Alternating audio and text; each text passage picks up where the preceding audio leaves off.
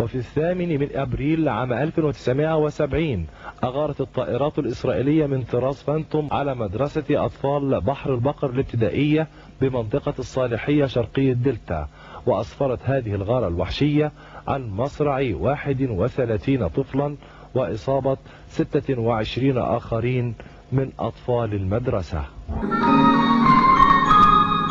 محبتي